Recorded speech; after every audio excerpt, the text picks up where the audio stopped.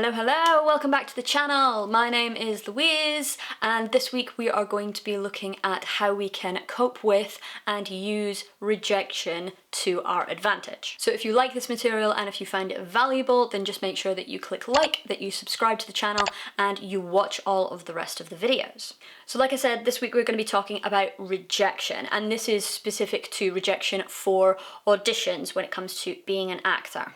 So the first thing to say is that rejection is inevitable. It is definitely going to happen at some point during your life and at some point during your career or your pursuit to get into drama school. It is going to happen. You cannot be accepted by 100% of the people, 100% of the panels, 100% of the time. And rejection is really unpleasant. It's really, really uncomfortable as an experience. And the act of feeling that kind of sting of rejection is evidence that we were pursuing and going towards something in hopes of achieving something that we care very deeply about. And it's especially hard as actors when we're auditioning to be rejected because we instantly take it personally, because there seems like there's very little divide between who we are as people and what we produce as our work, because our work is a representation of us. It is our body, it is our voice, it is the way that we think and feel about the world for the most part. So we find it hard to decipher and differentiate between the self and the work in terms of our rejection. Now, sadly, we have struck a deal with ourselves, with the world, with the industry, that by pursuing this as a career path, that we know that rejection is inevitable. And we've gone into this knowing that that's going to happen. Now, just because we are compliant with it doesn't mean that rejection is any less or more unpleasant as an experience. But knowing that we have accepted that as part and parcel of this pursuit will help us to actually rationalize and slow down our thinking a little bit more in order that we can put particular things in place in order to grow within this. Because if we spend our time cursing the world and cursing the structure that we've gone into because it hasn't given us what we want 100% of the time, then we're going to be putting all of our effort into being bitter and upset instead of actually putting our effort into what matters, which is actually taking stock of why the rejection happened, how to counteract, and then how to progress and grow from there. Now, I am speaking from experience on this because I spent a lot of time, especially when I came back into the industry and started auditioning again in a professional capacity, of getting those no's through email, through phone calls, and just not understanding. But I put all of that effort in and I'm deserving of this. I'm perfect for the part. Why didn't they choose me? Why is this happening to me? And then it tumbles into it being all about you in terms of, well, they must just hate me and why am I not good enough and all. And it was a kind of a really unhealthy cycle that was occurring because I was stuck and kind of perpetuating this idea that rejection is painful, rejection is highly unpleasant and should either be avoided, or we should curse the world for inflicting rejection upon us. So cursing the world or the structure or the industry itself for the fact that it's made you feel rejection is a really unhelpful standpoint to spring off from. And definitely the concept that hard work should then mean that you are deserving of a particular opportunity is not founded in any kind of reality. Hard work does not guarantee you opportunity. Hard work does not guarantee you a place at drama school, nor does it guarantee you a job in the industry. There are so many different factors at play apart from hard work.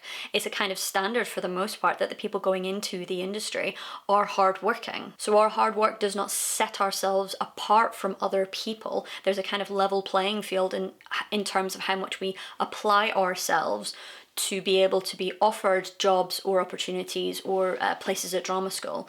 And when rejection occurs, it's not down to the fact that somebody tried harder than us. So knowing that rejection is inevitable, that we can now take a more logical, pragmatic approach to how we cope and deal with that. That doesn't mean that we take the emotional content or the emotional element out of the sensation of rejection, because that is very much there. But what we need to start doing is actually viewing rejection in terms of it being information. Rejection is data. So there's that saying that you never fail, you only ever learn. And I think that's a really good thing to start applying to our thinking when it comes to rejection, that yes, we might be granted an opportunity and get a yes, but if we get a no, it doesn't mean that you are lesser than or have failed in any way. It is information that you can then gather to inform yourself more of, to then pursue and grow in your pursuit of your career or in your application for drama school auditions, say. So the first thing to do is to actually take the rejection and look at the fact, why have I not been given a yes in this instance? And it'll come down to one of two things. Either it is something that you have done or not done, therefore you are in control of that and it was your actions or lack thereof that made that rejection occur, or it's something that is completely out of your hands and it was just a no because they went in a different direction. So if we take that second instance of it being out of your control, so much rejection within the industry when it comes to auditions is the fact that we have so many more actors than there are jobs, which means that the caliber of talent and ability and suitability for the roles that are casting is going to be considerably higher. And because so many people fall under very specific casting brackets, it means that you're competing with people who look very much the same as you, have similar talent and ability levels, and will be auditioning for the same things. So casting directors come down to this decision of this person or this person. And if you are not the person that has been chosen, it is not necessarily down to your lack of talent, ability, or suitability for the role. It's purely because they went in a different direction. But that is information, and that as data in terms of what you now do in the application of that in some kind of positive way with the rejection in order to grow and progress forward is really hard to process, because what do you do with that? But even the knowledge of they just went in a different direction, they chose somebody else, is data and information that you can springboard off from. So that being the case, and we're confronted with a rejection and a reason for rejection that is completely out of our hands, it makes us feel like we're at the mercy of a particular system and that we have no control over it, which can make us feel more fearful and more helpless. So the key thing to remember is the fact that rejection will come. It is inevitable. And it's not the fact that we want to be able to avoid or completely eliminate rejection, but that we need to develop a solid process for how to cope with it. So the first thing that we need to do is actually just experience it, accept it, and feel it. So there would be no point in rejecting the rejection and the unpleasantness and the discomfort and upset that rejection causes. There's no point in just shooing that aside and saying, no, I'm not going to experience that. I'm not going to experience the hurt and the grief that comes with. Because in order to get over something, you need to move through it. So you do need to experience it. And it is grief to some extent. It will be big grief or little grief, but depending on how much you kind of felt connected to or how much you wanted what you are now being rejected from, that will come in various different forms and ranges of grief. But you need to be able to set aside time to allow yourself to feel those feelings. It's very important to be able to do that. But what you do need to do, and it's incredibly important when you go into this territory of being able to just feel this, is that you need to put a time limit on it. And I don't mean a time limit in terms of how long you plan to actually feel those feelings, because emotion will happen automatically and you can't control how much hurt you are experiencing and for how long you're going to experience that. But you can put a time limit onto how much time you're going to allow yourself to indulge in it as an action, as a behavior. Because when we are grieving, we are static. We are just standing still, which means that we are not growing. And staying in a state of grief gives you benefit. It is actually a kind of advantageous thing to have happen. Everything that we do in terms of our human behavior, we do it because it gives us some kind of of positive outcome in some way, shape, or form. So there is a benefit into staying in grief. It makes you feel safe. It means that you don't have to risk anything, and if you risk something, then you risk more of the idea of rejection, and therefore the hurt becomes more and more. So by staying still and by staying static, it keeps you safe. And that's a really beneficial thing to have happen until it's not. Because at some stage you need to be able to distance yourself from that feeling of rejection in order to grow and progress and succeed. So putting a time limit on your indulgence is going to be really, really beneficial for you. The second thing that you need to do is you need to be able to congratulate yourself. The act of pursuing something that you really want, knowing that there's always the risk of rejection and hurt, is a brave thing, and it's a noble thing. So you need to be able to take stock of the fact that you did a brave and noble thing. You also need to be able to take stock of the fact that regardless of the outcome, regardless of whether you got a yes or whether you got a no, you still applied yourself, you still worked hard, you worked with integrity, and you pursued something with the hopes that you were going to get it. All of these things are fantastic things to have exhibited, so don't allow yourself to have all of that taken away just because you got a no. So when you are faced with a no, when you are faced with a rejection, take stock of the fact of all of the positives that you actually implemented in the process of pursuing something that you wanted. The hard work and the hope and the dedication and the integrity and the application of your talent and ability is not taken away or lessened because you didn't get the outcome that you wanted. So the act of separating the outcome away from our hard work and our application is going to be really good for you, because it will make you actually see that there is congratulations and praise in order for what you did, regardless of what you got out of it. And the third thing that you want to do is you want to evaluate your work. The idea of doing things the same again and again and again and expecting a different outcome is an example of madness. It's that idea that, okay, well, I'm going to keep pursuing this in this particular way, but each time I pursue it in exactly the same way, I'm going to expect the outcome to be different. And that's never going to happen. And that's when this idea of actually using the rejection as data is really going to help you. So you need to be able to evaluate what was the reason for the rejection. What did I do or not do? Or what was out of my control that contributed to that decision?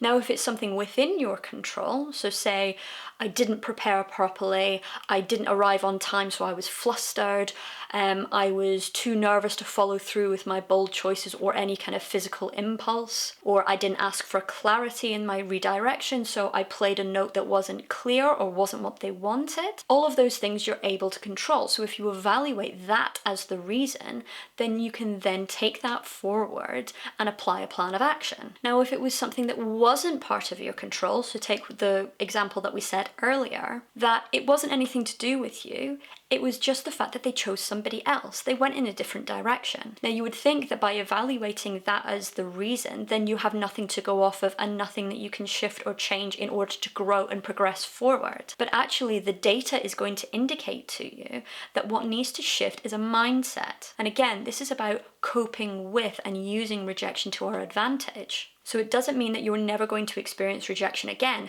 You will, it is inevitable. But it's taking the information of they just went in a different direction, shifting that in terms of your mindset and using it to your advantage. So instead of going into an audition hoping that you're going to get a yes and operating from that scarcity mentality, you now know that because rejection is inevitable, you can now operate from an abundance mentality, which means that you're going in saying, I would be really grateful for this opportunity. I think that I would do a fantastic job at this, but I know that the competition is fierce.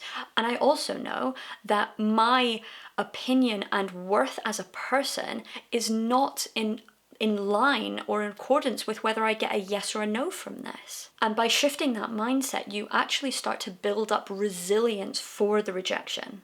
So you're not incorporating techniques to stop rejection from happening, you are building up resilience. So that brings us on to the next point really, really easily, which is you need a plan of action. So now you've evaluated the reasons why the rejection has occurred or potentially occurred. Now you actually need to implement it within a process so that you can grow and learn from it. So taking the example of the things that you can actually control, so things like being underprepared, you know for the next audition that preparation is going to be key. Or being flustered due to not being on time, you know that that's going to be a priority the next time round. Or doing some relaxation and focus work before you go in to counteract some of the nerves so that you can fully embody a character on a physical level and play bold choices. Or assert yourself a little bit more by asking for clarity when it comes to redirection so that you can actually fully embody what they're asking you to do. All of those things, you can then take the data that you've now gleaned from the experience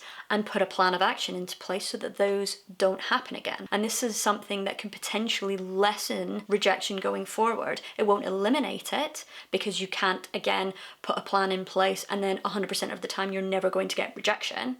But it could potentially lessen the amount that you do get because the data is indicating if you continue doing this, then this is the outcome that you're going to get. If you keep doing this, you will be rejected. So if we stop doing this, then the likelihood is we won't get rejected as much. And the last thing that we need to do is we need to get back on the horse. So when we experience rejection, we experience pain and discomfort. And when we experience those things, our brain automatically wants to protect us from that. So it becomes wary and untrusting of environments and situations where that is likely to occur. So we build up a fear for it. And that's very much like grief. It's something that keeps us stuck in place. It keeps us safe, but it doesn't allow us to grow. So it's really important that we do things that actively encourage ourselves to be exposed incrementally and with our own permission to environments and situations that actually encourage fear in us in order that we can be acclimatized to it and be able to develop a process where we are not at the mercy of it. So in the end, there are processes within auditions that are very unpleasant,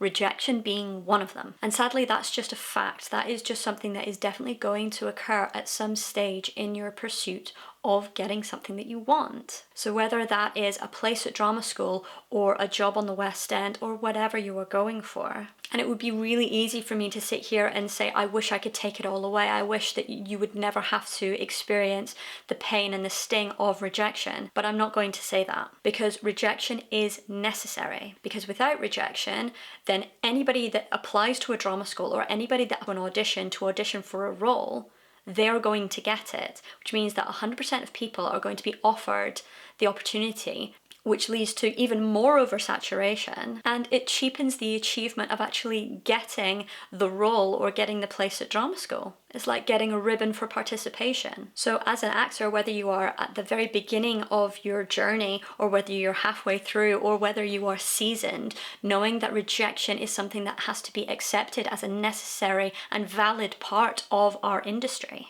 That's going to be the thing that helps you grow. That is the thing that is going to help you be resilient against all of these things that happen. And it will cause us to be braver and bolder within this industry. I hope you enjoyed this video, and if you did, just make sure that you click like and that you subscribe. If you have any questions or comments, make sure that you put them in the comments section below, and I'd be more than happy to answer any questions. But until next time, thank you so much.